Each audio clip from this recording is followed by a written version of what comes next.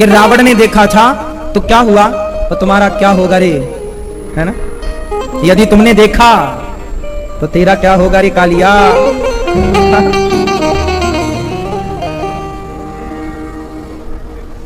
है ना। समझा रहे हैं बहुत अच्छे से, शास्त्र भी, संत भी, ये दास अनिरुद्ध भी। समझो समझो बेटा, समझो, मान लो, पर नहीं, तुम्हें तो पराई औरत का कीड़ा काटता है। पत्नी होते हुए भी कुछ लोग यहां वहां ताक झांक करते हैं, दिन भर व्हाट्सएप में किसी ना किसी को आई लव यू लिखते ही रहते हैं। नाश हो जाएगा, बच के रहना। यह संसार इतना अच्छा नहीं है जितना अच्छा दिख रहा है। लोग इतने अच्छे नहीं हैं जितने अच्छे दिख रहे हैं। आजकल लोग फंस जाते हैं। एक लड़की ने आत्महत्या कर ली, एक बड़े शहर की लड़की थी, उसने आत्महत्या कर ली। पूछा गया कि क्यों आत्महत्या कर ली। अच्छा पढ़ती थी, अच्छा माँ बाप का सपोर्ट था, सब कुछ बढ़िया था, अच्छी भी थी, वो नेचर भी अच्छा था, तो आत्महत्या, फांसी लगा ली। पता लगाया तो पता चला कि किसी लड़के से वो प्यार करती थी, और वो तो प्यार करती थी पर उस लड़के ने उसकी एक अश्लील वीडियो बना रखी थी। क्योंकि आजकल तो प्यार का मतलब ही संबंध है। आजकल के लड़का लड़की प्यार का मतलब क्या कहते हैं, रिलेशनशिप। बिना रिलेशन के उनके प्यार होते ही नहीं है।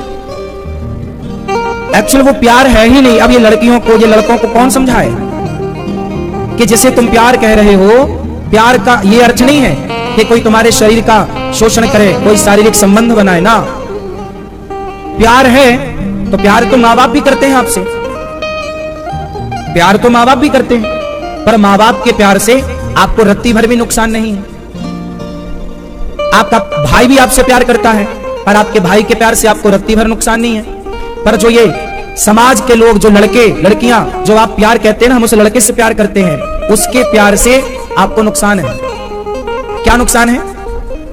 उसने आपके साथ दुराचार किया। किसके नाम पर? प्यार के नाम पर। हम प्यार करते हैं, प्यार करते हो तो प्यार तो हमारे पिता भी करते हैं हमसे, हमारी माँ भी करती है।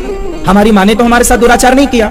उस लड़के ने क्यों किया? क्योंकि उसने प्यार नहीं किया था, दुराचार ही करने के लिए उसने तुम्हें फंसाया था प्यार के नाम पर। अब ये बात लड़कियां जान नहीं पा रही हैं। उस आदमी ने तुम्हें दुराचार करने के लिए ही फंसाया था और किया, और बस उसका पेट भर गया। अब किसी दूसरे को फंसाएगा। तुम जाओ, तुम बनी रहो फिर बड़ी सती सावित्री, चरित्र बिगाड़ के बड़ी होशियार बनती हो। ये दुनिया तो तुम्हें लूटने बैठी है, नोचने बैठी है, और तुम और अपने आप को लुटवा रही हो तो लुटवाओ।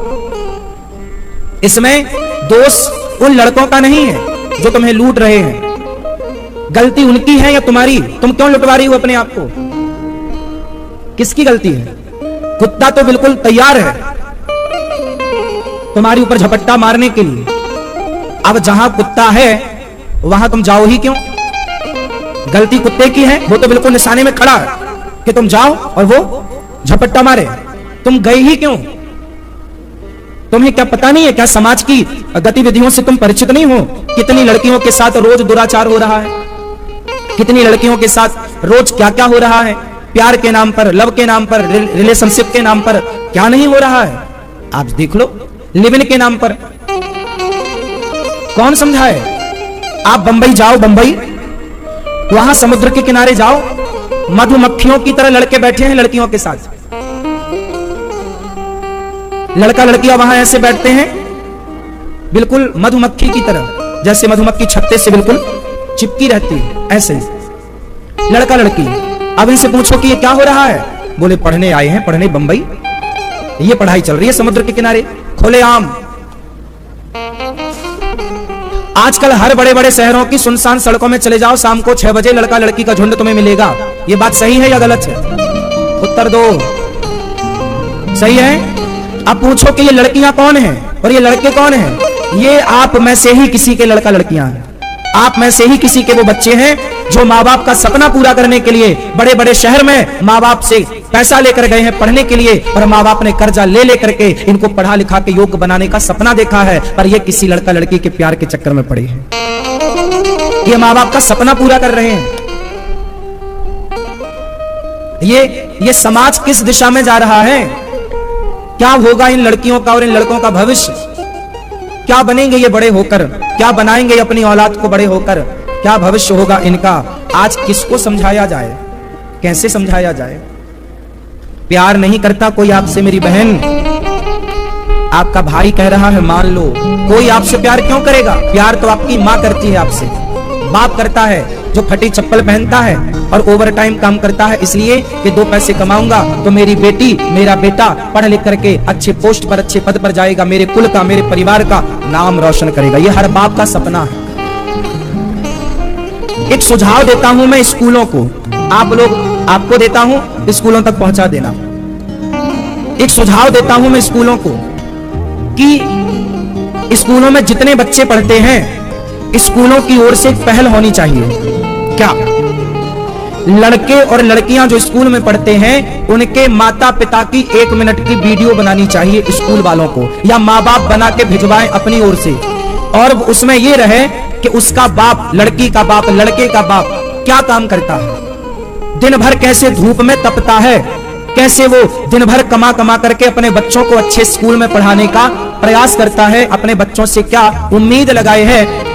हर बाप की वीडियो स्कूलों में हर बच्चे को, मतलब आज इनके पिता की वीडियो दिखाई कि भाई देखो तुम्हारे पिता तुम्हारे पढ़ाने लिखाने के लिए, तुम्हारे को योग्य बनाने के लिए देखो धूप में कितना काम कर रहे हैं, तुम छाया में बैठे हो, तुम यहाँ बढ़िया पढ़ रहे हो, तुम कितने बढ़िया कपड़े पहने हो, तुम्हारा बाप देखो कैसे कपड़े पहन के ओवर टाइम काम करता है, तुम्हारी माँ दूसरों के घर में बर्तन धुलती है, दूसरों के घर में झाड़ू करती है इसलिए कि मेरी बेटी कलेक्टर बन जाए, IAS IPS बन जाए, बड़े पद पर जाए, राष्ट्र का निर्माण करे, समाज को और बेटियों को भी प्रभावित करे कि देखो ऐसे पढ़ लिख करके योग्य बनना है। तो एक माँ जो अपनी बेटी को पढ़ाने के लिए, एक माँ जो अपने बेटे को पढ़ाने के लिए, एक बाप जो अपने बेटी और बेटे की पढ़ाने के लिए दिन भर तपते हैं, काम करते हैं, चप्पल घिस जाती है, कपड़ा फटा है, शर्ट फटी है, पैंट फटा है, अपने लिए खर्च नहीं कर रहा है, अपने बच्चों के लिए खर्च कर रहा है। ये पूरा वीडियो में दिखाया जाए तब बच्चों के अंदर माँ बाप के प्रति सम्मान जागेगा कि वाह मेरा बाप मेरी माँ देखो मेरे लिए कर रही है।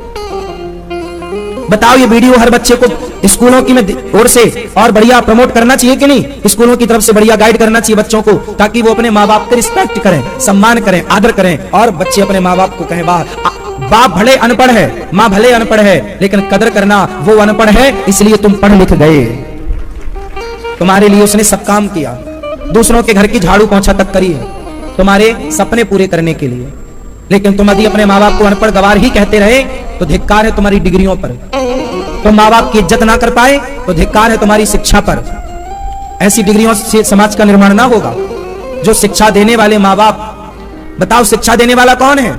मास्टर है या माँ बाप है? मास्टर कोई फ्री में पढ़ाता है क्या? अरे माँ बाप ने पैसा खर्च किया है तुम्हारे लिए, माँ बाप का पसीना लगा है तुम्हारी शिक्षा में। मास्टर का भी अपना योगदान होता है, लेकिन माँ बाप होते हैं। कितने लोग सहमत हैं कि हर स्कूल में माँ बाप के मेहनत की एक वीडियो चलनी चाहिए, बच्चों को समझ में आए कि हमारे माँ बाप किस तरह से पैसा कमाते हैं और हमें पढ़ाते लिखाते हैं। बच्चों का आज माँ बाप के प्रति जो भाव है ना, वो मुझे बिल्कुल अच्छा नहीं लग रहा है। मैं बहुत चिंतित हूँ इस बात से कि ये बच्चे जो अपने माँ बाप का आदर नहीं करते, ये बच्चे क्या करेंगे फिर? इन माँ बाप का क्या होगा? क्या होगा? इसलिए और ये प्यार व्यार के चक्कर में ना पड़ना मेरी बहनों, नाश हो जाएगा तुम्हारे चरित्र का, ना घर की रहोगी ना घाट की रहोगी।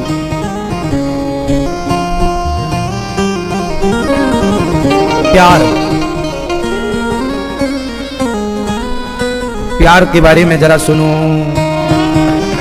बताओ। नहीं पीछे, प्यार व्यार तो नहीं करते ना। प्यार व्यार के चक्कर में ना पड़ना, सिर्फ पढ़ाई, पढ़ो लिखो, अपना नाम, अपने माँ बाप का सम्मान, माँ बाप का सिर गर्व से ऊंचा हो। मेरे कारण देखो एक बात बताएं, अनिरुद्धाचार्य से ना लाखों लोग जुड़े हैं। अनिरुद्धाचार्य यदि अच्छा काम करता है तो लाखों लोगों का सिर गर्व से ऊंचा होगा। और अनिरुद्धाचार्य ने यदि एक गलत काम किया तो मेरी एक गलती से मेरे से जुड़े लाखों लोग जो मेरे पे आस्था रखते हैं, जो मेरे पे विश्वास रखते हैं, उनका विश्वास टूट जाएगा। और उनका विश्वास टूटा तो फिर बताओ भगवान मुझे कभी माफ करेंगे? इसलिए मैं जो काम करूं तो ऐसा करूं जिससे मेरे देश का, मेरे से जुड़े लोगों का सिर गर्व से ऊंचा हो। मैं ऐसा कोई काम ना करूं कि मेरे से जुड़े लोगों को सिर झुका के चलना पड़े। मेरे से जुड़े लोग, मेरे राष्ट्र का, मेरे कारण मेरे राष्ट्र का नाम ऊपर जाए, झंडा भारत का लहराए, झंडा झुक ना जाए। मेरे कारण कुछ ऐसा ना हो कि आपको कुछ सुनना पड़े। अच्छा कर सकूं, अच्छा करूं, बुरा नहीं। एक व्यक्ति से ना सैकड़ों व्यक्तियों का सम्मान जुड़ा होता है। बोलो हाँ। जैसे बेटा आप जितनी लड़कियां यहां बैठी हो, आपसे बात कर रहा हूं मैं डायरेक्ट। जो तुम हो ना, तुम्हारे जिस तुम परिवार की हो, तुम्हारे माँ बाप, तुम्हारे दादा दादी, भाई, बुआ, मौसी, चाची, जो पूरा कुटुंब है, परिवार, उस पूरे परिवार की इज्जत तुमसे जुड़ी है। यदि तुम सही चलोगी तो तुम्हारी बुआ को भी सम्मान मिलेगा कि देखो हमारी भतीजी कितनी तरक्की कर गई, वो हमारी भतीजी है, वो हमारे कुल की लड़की है। अरे छोड़ो कुल, हमारे गांव की लड़की काम कर जाए बड़ा तो लोग गांव वाले गर्व करे, ये हमारे गांव की लड़की है, ये हमारे गांव का लड़का है। अनिरुद्धाचार्य पर पूरा गांव गर्व करता है, पूरा गांव, कि ये हमारे गांव के हैं। और गांव नहीं, हमारा पूरा जिला, और पूरा जिला नहीं, पूरा राज्य गर्व करता है कि हमारे राज्य के हैं। पूरा देश गर्व करता है कि भारत देश के हैं। उसी तरह आप पर आपका गांव, आपकी समाज, आपकी गली, आपका मोहल्ला, आपका शहर, पूरे शहर की इज्जत आपसे जुड़ी है। सही है? आप सही, आप तैयार हो मेरी मां? साइन होना जरूरी होता माँ बाप के कि नहीं? कैसी करते हैं ब्याह? आप बताओ, होना जरूरी है कि नहीं? मैया कहां चली साइन करने? हाँ,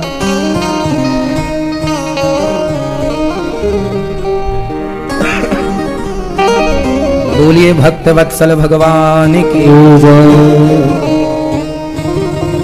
भगवान का विवाह संपन्न हुआ जामवंत की बेटी जाम्बवती से। तीसरा विवाह सत्यभामा से, चौथा यमुना से, पांचवा मित्रविंदा से, छठवां सत्या से, सातवां भद्रा से, आठवां लक्ष्मणा से। भौमासुर नाम का एक दैत्य था जिसने 16,100 कन्याओं को बंदी बना रखा था। भगवान ने 16,100 कन्याओं को, भौमासुर को मारा युद्ध में और उन कन्याओं को मुक्त किया। देवियों अपने अपने घर को जाओ। उन कन्याओं ने कहा प्रभु अब हम कहां जाएं, हमें स्वीकार कर लीजिए। जिन नारियों को समाज में कोई स्वीकार करने को तैयार नहीं था, ऐसी नारियों को भगवान ने सम्मान के साथ जीने का अधिकार दिया। और उनके कहने पर, नारियों के कहने पर भगवान ने विवाह किया। टोटल विवाह हो गए भगवान के 16,108। भगवान ने जितने भी विवाह किए हैं वो अपनी मर्जी से नहीं किए। कुछ लोग कहते हैं ना भगवान ने इतने सारे विवाह क्यों किए? भगवान ने थोड़ी विवाह किए हैं। भगवान तो कन्याओं को जेल से मुक्त कराए थे। उन कन्याओं ने ही कहा कि प्रभु हमें स्वीकार कर लीजिए, वरना हमें कौन स्वीकार करेगा जिन्हें समाज स्वीकार करने को तैयार नहीं थी। ऐसी कन्याओं को भगवान ने स्वीकार किया है पत्नी के रूप में। और टोटल विवाह हुए हैं 16,108।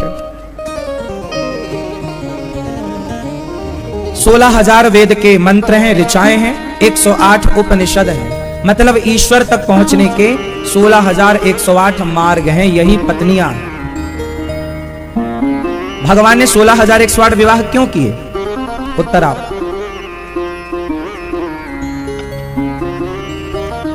मैया याद कर लो, भगवान ने 16,108 विवाह क्यों किए? उत्तर दो। क्यों? 16,000 वेद के मंत्र हैं। 16,000 वेद के वेद ऋचाएं 16,000, 108 उपनिषद। तो ये 16,000 मंत्र जो हैं ये ईश्वर तक पहुंचाने वाले मंत्र हैं। 108 उपनिषद ईश्वर का मार्ग बताने वाले उपनिषद हैं। तो 16,108 पत्नियों का मतलब है कि ईश्वर तक जाने वाले 16,108 रास्ते हैं। ये रास्ते हैं।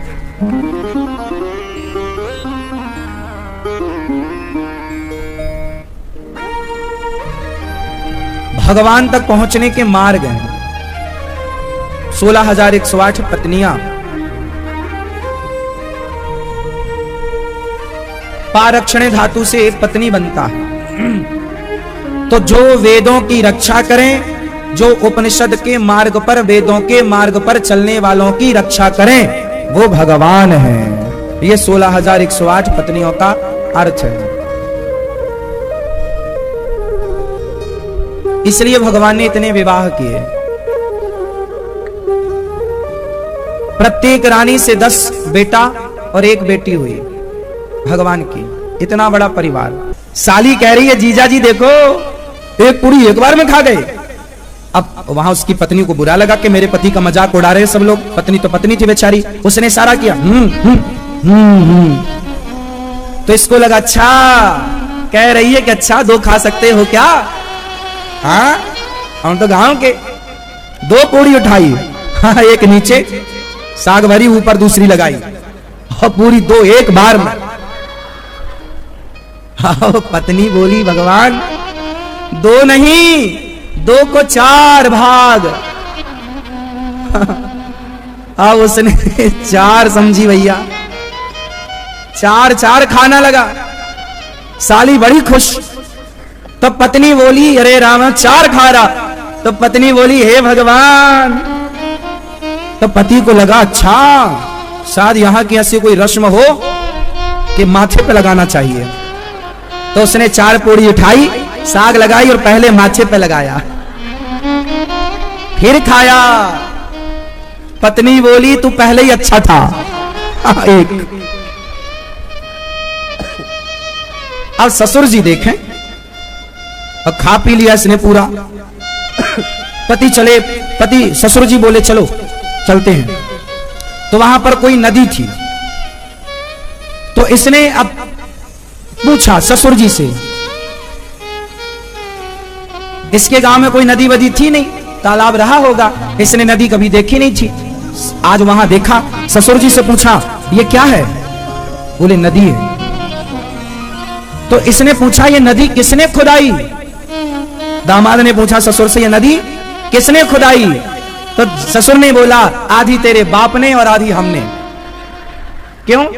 तेरे जैसा बेटा पैदा किया तेरे बाप ने, और आधी हमने जो अपनी बेटी का ब्याह तेरे से कर दिया, तो दोनों ने मिलकर खुदाई है। तो ऐसे कई बार इसलिए कहते हैं कि विवाह भी वहीं होना चाहिए जहां विवाह का आपका लेवल हो। इसलिए हम कहते हैं कि विवाह ब्राह्मणों का ब्राह्मणों में हो, क्षत्रियों का क्षत्रियों में, वैश्यों का वैश्यों में, शूद्रों का शूद्रों में, पढ़े लिखे लोगों के साथ पढ़े लिखे लोगों का, अनपढ़ लोगों के साथ ठीक ठाक जैसा है वैसे ही में गुजारा होता है। ज्यादा अपोजिट हो तो गुजारा नहीं होता। इसलिए पानी पियो छान के और विवाह करो जान के। भगवान ने देवाय हरये परमात्मने प्रणतक्लेशनाशाय गोविंदाय नमो नमः।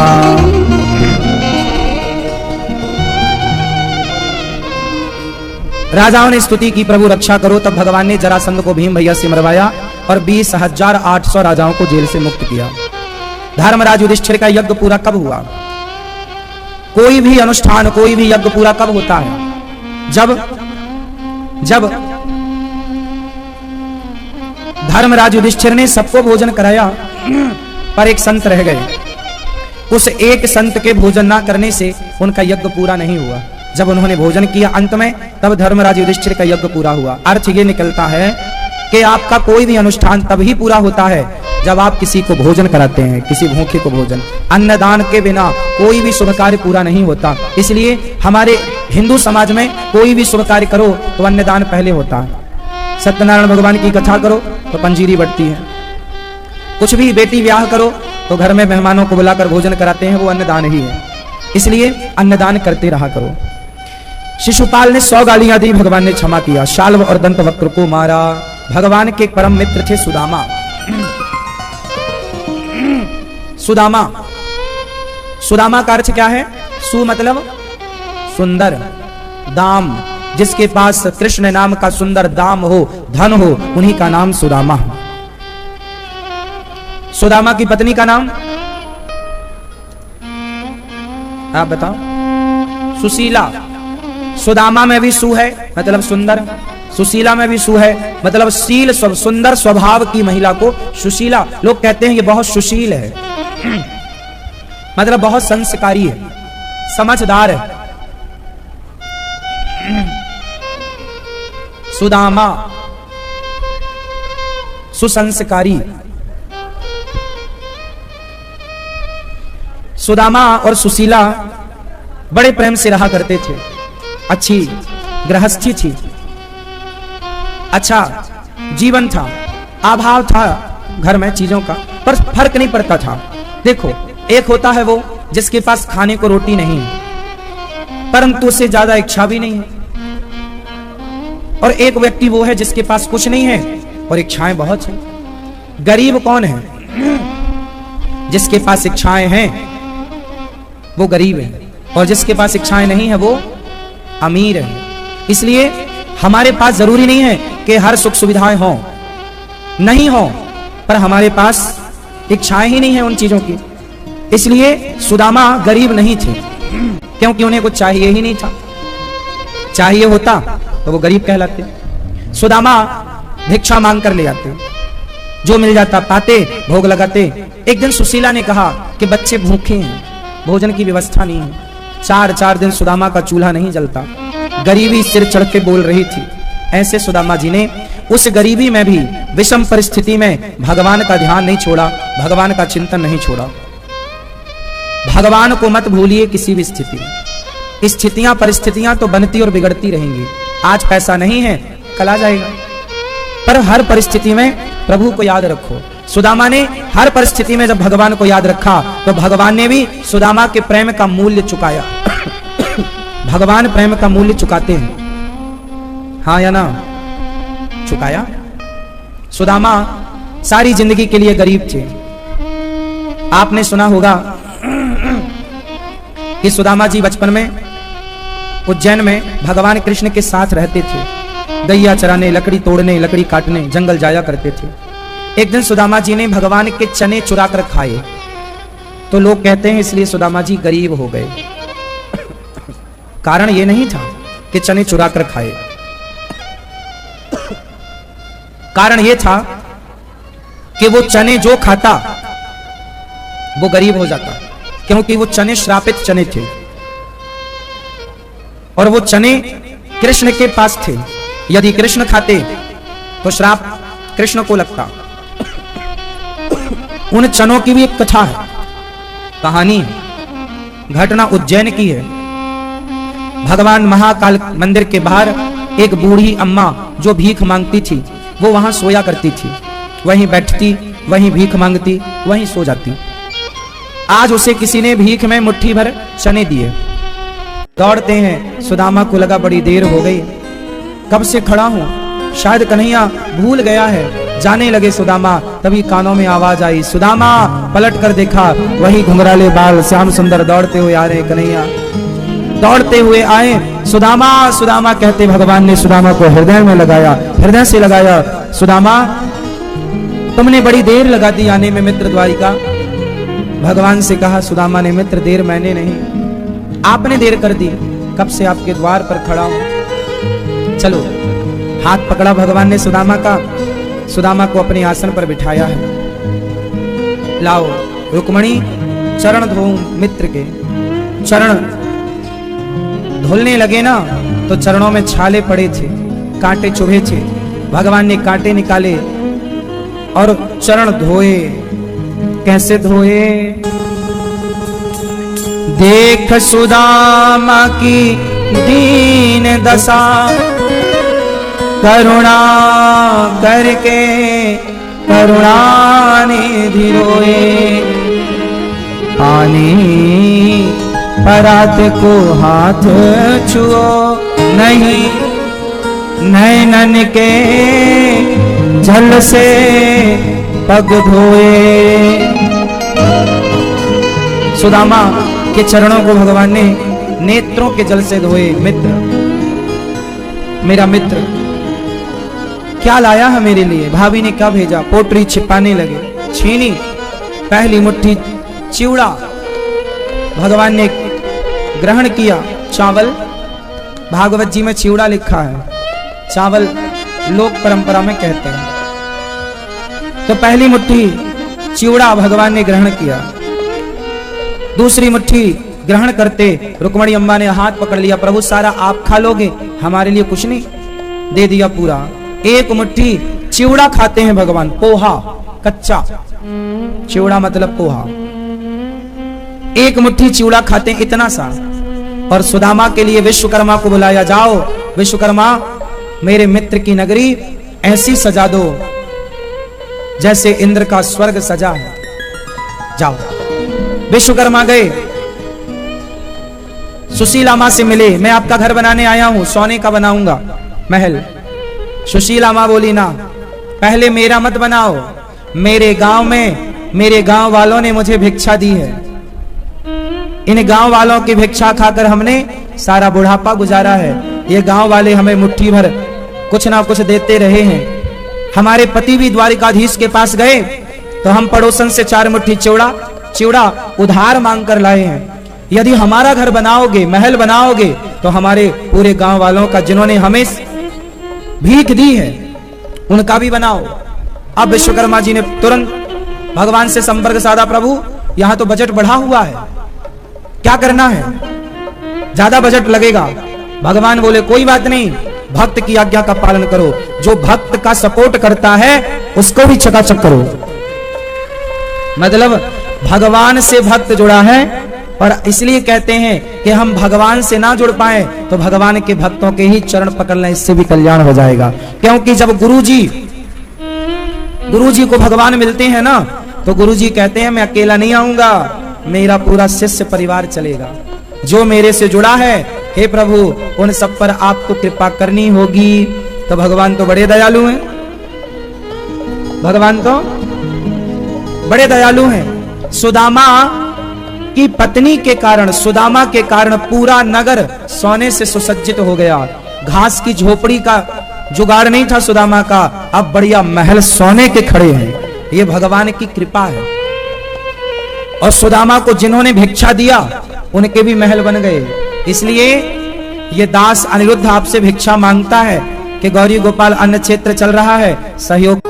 भगवत धाम को जाने लगे तो जाने से पहले भगवान से पूछा कि बताओ, हम सारी जिंदगी आपको याद करते हैं प्रभु, यदि हम आखिरी में आपको भूल गए तो क्या हमारा पतन हो जाएगा? तब भगवान रंगनाथ जी बोले ना, आप सारी जिंदगी हमारा स्मरण करते हो और आखिरी में यदि आप हमें भूल गए तो हम आपका स्मरण कर लेंगे, पतन नहीं होगा। भगवान रामानुजाचार्य जी ने कहा कि हे प्रभु हमें एक वरदान दो। हाँ हाँ बताओ। भगवान ने कहा, स्वामी श्री रामानुजाचार्य जी ने, कि श्री संप्रदाय से जितने लोग जुड़े हैं, जो भगवान श्रीमन्नारायण को मानते हैं, जो अष्टाक्षर मंत्र का जप करते हैं, जो इस श्री संप्रदाय से जुड़े हुए हैं, दीक्षा ले चुके हैं, हे प्रभु वो कैसा भी हो, आप उसे दया करके उसे नरक जाने से बचाएंगे और अपने धाम में ही उसे स्थान देंगे। ये वरदान मांगा श्री रामानुजाचार्य जी ने। यही संप्रदाय श्री संप्रदाय, ये दास अनिरुद्ध इसी श्री संप्रदाय से दीक्षित है। और आप लोगों को जो हम मंत्र देते हैं वही अष्टाक्षर मंत्र है। उस मंत्र का जाप किया करो, मंत्र का जाप किया करो, क्योंकि इस संप्रदाय से जुड़ा हुआ व्यक्ति उसका कभी पतन नहीं होता। ये हमारे आचार्यों ने भगवान से प्रॉमिस करवा रखा है। साइन करवा रखा है गीता में, न मे भक्त्या प्रणश्यति। जो भगवान का भक्त है, भाव कुभाव अनख आलसहूं, नाम जपत मंगल दिशि दसहूं। कोई भगवान को जान के भजे, अनजाने में भजे, भाव से भजे, कुभाव से भजे। कोई कैसा भी भक्त हो, कोई एक बार भी वृंदावन आ जाए, कोई एक बार भी 1 मिनट के लिए भी भगवान का नाम सुन ले, तो भी उसका कल्याण होता है। भगवान के नाम की महिमा। इसलिए आप लोग अपने आप को परम भाग्यशाली मानो कि आप लोग वृंदावन धाम आए, भागवत सुन रहे हैं आनंद से। सुदामा एक मुट्ठी चिवड़ा देते हैं, चावल देते हैं, और भगवान कितना देते हैं। हमारी हैसियत क्या है? सेवा ही परमो धर्म। इसी का अर्थ है परहित सरिस धर्म नहीं भाई। मतलब वही बात वेद कह रहे हैं, वही बात पुराण कह रहे हैं, वही बात रामचरितमानस कह रही है। अब बातें तो बहुत हैं, पर मैं हर बात पर नहीं चल सकता। आप चल सकते हो? नहीं? तो मैंने सोचिए कि शास्त्रों में इतनी ज्ञान की बातें हैं, लेकिन मैं अपने पूरी जिंदगी में केवल एक बात पर चलने की कोशिश कर रहा हूं। अब ये तो भगवान ही बताएंगे कि मैं इस एक बात पर भी चल पाया या नहीं चल पाया। कोशिश तो कर रहा हूं, परहित लोगों का भला करना। इसलिए गौरी गोपाल आश्रम में माताओं की सेवा जो मेरे से बनती है, जो भगवान कराते हैं, गौरी गोपाल अन्न क्षेत्र, गौरी गोपाल भगवान की कृपा, रसोई बट रही है, सबका हित हो रहा है, सबको भोजन मिल रहा, यही तो परहित है, यही तो सबका भला है। अब बताओ, मैं किसी की चोरी नहीं करता, डाका नहीं डालता, झूठ नहीं बोलता, कोशिश करता हूं झूठ ना बोला जाए, कभी निकल जाए तो उसकी मैं क्या करूं? कोशिश करता हूं कि ना हो। तो मैं एक पर चला। सोचिए कि इतने शास्त्रों के ज्ञान में मैं केवल एक पर चल पाया, वो भी कितने परसेंट ये ईश्वर तय करेंगे, मैं नहीं। मैं तो कह रहा हूं कि मैं चल रहा हूं, हो सकता है मैं नहीं भी चल रहा हूं उसमें। वो तो नंबर कितने देंगे भगवान जान देंगे ना। हम तो एग्जाम देने वाले हैं, भगवान नंबर देंगे। आधा नंबर देते हैं कि 1 नंबर देते हैं कि 50 देते हैं कि 100 देते हैं, ये जाने। अब आप लोग बताओ कि आप लोग शास्त्रों की किस बात पर चल रहे हो। मैंने अपना बता दिया, आप बताओ भैया, आप बताओ। इसी में चलिएगा, सबका भला, सबकी सेवा, सबका भला। बोलो सबका भला, सबका भला, भला भला बोलो, भला भला का उल्टा बोलो, भला का उल्टा बोलो। जब आप सबका भला करेंगे तो आपका लाभ होगा। जब आप सबका भला करेंगे तो आपका लाभ होगा। परेशान होने की जरूरत नहीं है।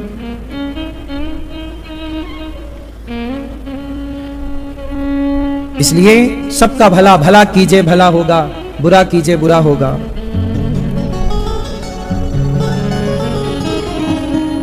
भगवान का कल हमने सुना कि विवाह हुआ,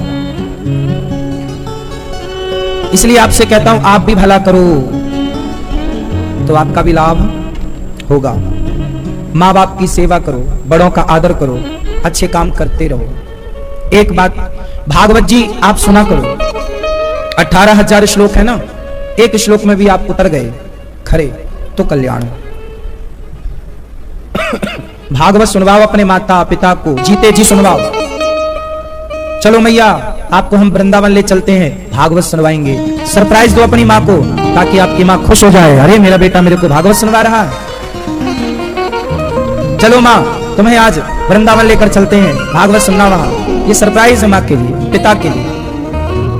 तो अभी 28 अप्रैल से फिर भागवत जी के पाठ होंगे। आप भी अपने माता पिता को भागवत सुनवाने वृंदावन लाओ, सरप्राइज दो, उनको कहो कि हम इस बार आपको वृंदावन लेकर चलेंगे। बूढ़े माँ बाप की वो हमेशा हमारी इच्छाओं का ख्याल रखते हैं, तो हमें भी उनकी इच्छाओं का, ये बच्चे का धर्म है, बेटे का धर्म है। आपने अपने माँ बाप को क्या दिया है? आपके माँ बाप क्या दिया? आपने माँ बाप को क्या दिया?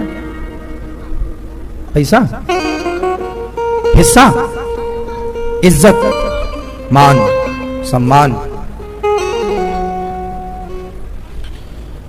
बेटे के पास कुछ नहीं है अपने माँ बाप को देने के लिए,